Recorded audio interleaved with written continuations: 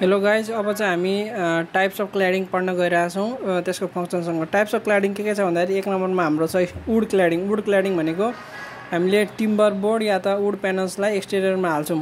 Would panel हाल्दा के हुन्छ भन्दाखेरि एउटा हामीलाई नेचुरल इन्सुलेसन दिने भयो, वार्म रस्टिक अपरेन्स दिने भयो, रिन्युएबल हुने भयो, वुड हाल्दाखेरि हामीले चेन्ज गर्न पाउने भयो। अर्को चाहिँ हाम्रो मेटल क्ल्याडिङ। मेटल क्ल्याडिङ भनेको made from aluminium, steel, copper, zinc seeds.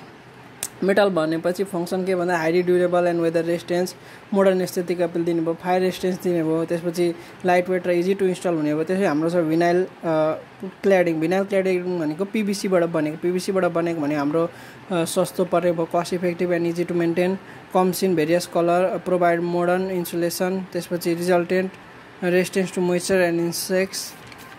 त्यसपछि हाम्रो आउने भयो ब्रिक क्ल्याडिङ। ब्रिक क्ल्याडिङ भनेको हाफ ब्रिक स्लिप्स भनेको ब्रिकको पातलो या त फुल ब्रिक्स युज गर्न सकिन्छ front face of modern buildings.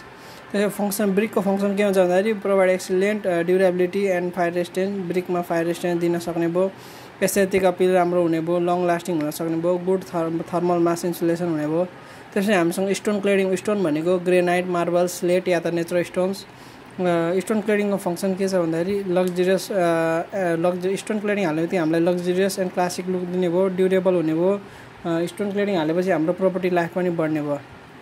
त्यसपछि अर्को छ हाम्रो फायर सिमेन्ट क्ल्याडिङ भनेको के भन्दाखेरि फाइबर सिमेन्ट क्ल्याडिङ भनेको चाहिँ हाम्रो सिमेन्टलाई चाहिँ हामीले सेलुलोज फाइबरसँग रेनफोर्स गरेको हुन्छ। त्यसले गर्दा हाम्रो फायर लाग्न भएन, रड लाग्ने भएन, टर्माइट लाग्ने भएन।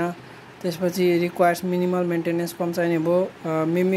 यसले चाहिँ स्टोन अर र वुडको जस्तो देखिने भयो। त्यसपछि लङ लास्टिङ एन्ड स्टेबल हुने भयो।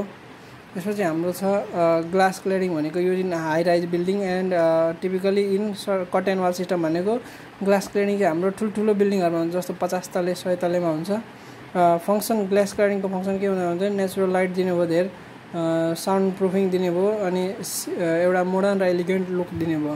हाम्रो सेरामिक क्ल्याडिङ भनेको टाइल्स या त panels made from ceramics or Portland भनेको माटोबाट बनेको है। सेरामिक क्ल्याडिङ के हुन्छ easy to maintain, durable and easy to clean, available in different designs. त्यो वेदर एन्ड युभी रेजिस्टेन्स। त्यसपछि often use in front facing and ventilated cladding. त्यसपछि concrete cladding भनेको कन्क्रिट क्ल्याडिङ भनेको फ्याक्ट्रीमा बनाएको कन्क्रिट प्यानल्स या tiles हामी लाउँछौँ बिल्डिङको एक्सटेरियरमा। कन्क्रिट भनेको धेरै ड्युरेबल हुने भयो, फायर एन्ड इम्प्याक्ट रेजिस्टेन्स हुने भयो, ideal for large and commercial industrial building. त्यसपछि हामीसँग छ कम्पोजिट क्ल्याडिङ भनेको चाहिँ कम्पोजिट भनेको दुईवटा चिज मिलाएर बनाएको जस्तो made from blend of would and plastic भनौँ। यसले के दिने भयो, कम्बाइन्ड बेनिफिट्स दिने भयो वुड र प्लास्टिकको। त्यसपछि लो मेन्टेनेन्स हुने भयो, त्यसपछि अफ्टन युज इन रेजिस्टेन्सियल बिल्डिङ हुने भयो। Thank you.